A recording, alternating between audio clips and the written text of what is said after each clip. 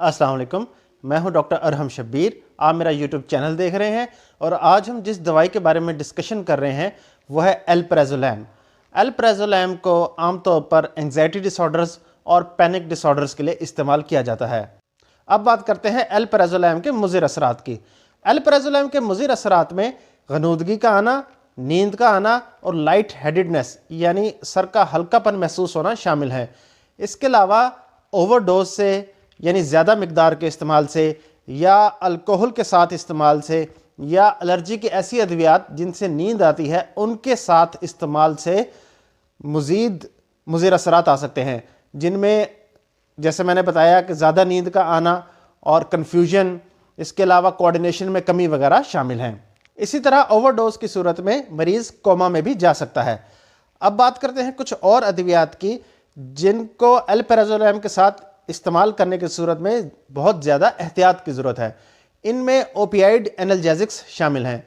ये वो अद्वियात हैं जिनको पेन किलर समझ लें आप, यानी दर्द में कमी लाने वाली अद्वियात भी कहा जाता है। इसके अलावा ये खांसी की प्रिपरेशंस में भी शामिल होती हैं। इनमें codeine, morphine, fentanyl, methadone, tramadol वगैरह शामिल हैं। इन अद्वियात के अल्प्राज़ोलैम के साथ इस्तेमाल करने से रेस्पिरेटरी डिप्रेशन और नींद का बहुत ज़्यादा आना या गनूदगी का बहुत ज़्यादा आना शामिल हैं। रेस्पिरेटरी डिप्रेशन की सूरत में यानी सांस की तंगी कह लें या सांस में कमी कह लें, इस सूरत में बाज़ केसेस में मरीज़ की मौत वाक़या भी हो सकती है। इसलिए ऐसे मरीज़ जो किसी वजह से इन अद्वियात का इस्तेमाल कर रहे हैं और डॉक्टर ने उनको अल्प्राज़ोलैम भी प्रिस्क्राइब की है, तो वो अपने डॉक्टर को इस बारे में आगाह करें ताकि डॉक्टर आपकी या तो डोज में कमी करेगा या आपके अद्वियात में तब्दीली करेगा। अब बात करते हैं कुछ और अद्वियात की जिनके अल्प्राज़ोलैम के साथ इस्तेमाल करने से अल्प्राज़ोलैम के असरात में इजाफा हो सकता है। मिसाल के तौर पर एंटीबायोटिक एरिथ्रोमाइसिन। एक शख्स जो अल्प्राज़ोलैम का एंग्जाइटी की वजह से इस्तेमाल कर रहा है और किसी इन्फेक्शन की वजह से उसको एरिथ्रोमाइसिन भी प्रिस्क्राइब कर दी जाती है, तो एरिथ्रोमाइसिन की वजह से अल्प्राज़ोलैम के असरात में इजाफा हो जाता है। वो असरात कौन से हैं? मिसाल के तौर पर नींद में इजाफा हो सकता है, गनूदगी में इजाफा हो सकता है, चक्कर आ सकते हैं और सर का हल्कापन यानी लाइट हेडेडनेस ज़्यादा फील हो सकती है। यही असरात एरिथ्रोमाइसिन के अलावा फ्लुवोक्सामीन जो कि एक एंटी डिप्रेसेंट ड्रग है, डिप्रेशन में इस्तेमाल करवाई जाती है, और नेफाजोडोन ये भी डिप्रेशन की एक दवाई है। इसके अलावा फंगल इन्फेक्शंस की कुछ अद्वियात जिनमें कीटोकोनाजोल और इट्राकोनाजोल वगैरह शामिल हैं, और मैदे की तेजाबियत को कम करने वाली एक दवाई साइमेटिडीन शामिल है। तो ये सारी अद्वियात अल्प्राज़ोलैम के असरात में इजाफा करती हैं। इसलिए अल्प्राज़ोलैम के साथ इन अद्वियात, मैं दोबारा इनका नाम ले रहा हूँ, एरिथ्रोमाइसिन, फ्लुवोक्सामीन, नेफाजोडोन, कीटोकोनाजोल, इट्राकोनाजोल या साइमेटिडीन वगैरह, जो हज़रात ये अद्वियात इस्तेमाल कर रहे हैं वो एहतियात करें और अपने डॉक्टर से इस बारे में मशवरा करें, क्योंकि इन अद्वियात के अल्प्राज़ोलैम के साथ इस्तेमाल करने से अल्प्राज़ोलैम के असरात में काफ़ी ज़्यादा इजाफा हो सकता है, जिससे मुज़िर असरात भी आ सकते हैं। अब मैं अल्प्राज़ोलैम के बारे में एक बहुत ही इंपॉर्टेंट बात का जिक्र करूँगा, और वो ये है कि अल्प्राज़ोलैम का इस्तेमाल एकदम से तर्क नहीं कर देना चाहिए और ना ही इसकी डोज को एकदम से कम कर देना चाहिए, बल्कि अपने डॉक्टर या फार्मासिस्ट के मशवरे के साथ आहिस्ता आहिस्ता डोज को कम करना चाहिए, यानी इसका इस्तेमाल आहिस्ता आहिस्ता करके कम करना चाहिए। उसकी वजह यह है कि जब आप इसके इस्तेमाल को तर्क करेंगे या इसकी डोज को कम करेंगे तो विड्रॉल सिम्टम्स आ सकते हैं।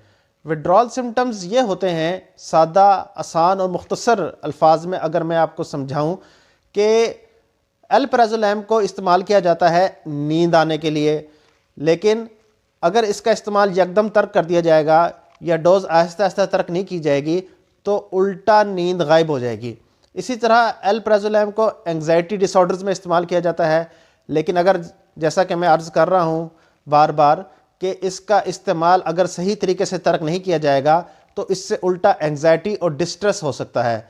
इसी तरह अल्प्राज़ोलैम मसल रिलैक्सेंट भी है, लेकिन ये पट्ठों में उल्टा खिंचाव पैदा भी कर सकती है। इसके अलावा कै का आना, पसीने का आना और कपकपी का तारी होना, यहाँ तक के झटके भी जिस्म पे लग सकते हैं।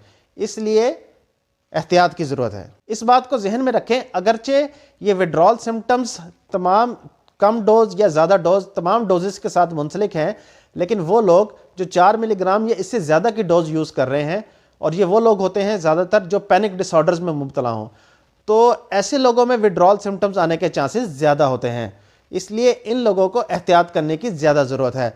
मैं आपको एक जनरल फार्मूला बता देता हूं, और वो ये है कि अगर अल्प्राज़ोलैम की डोज को कम करना मकसूद है तो फार्मूला ये है कि 0.5 मिलीग्राम डोज कम करने के लिए कम से कम 3 दिन का वक्फा होना ज़रूरी है।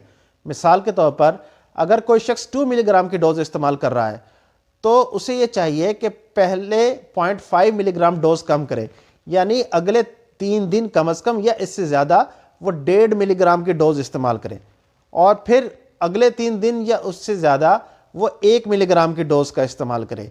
यानी 0.5 मिलीग्राम की डोज को 3 दिन के वक्फे से कम करना चाहिए, और इस तरह आहिस्ता आहिस्ता ग्रेजुअली अपनी डोज को कम करना चाहिए। लेकिन ये याद रखें कि इसमें इंडिविजुअल वेरिएशंस बहुत ज़्यादा हैं। जैसा कि मैंने अर्ज़ किया कि इसके बावजूद विड्रॉल सिम्टम्स आ सकते हैं, इसलिए अपने डॉक्टर या फार्मासिस्ट के मशवरे के मुताबिक ही अल्प्राज़ोलैम के इस्तेमाल को तर्क करना चाहिए और इसकी डोज को ग्रेजुअली आहिस्ता आहिस्ता कम करना चाहिए।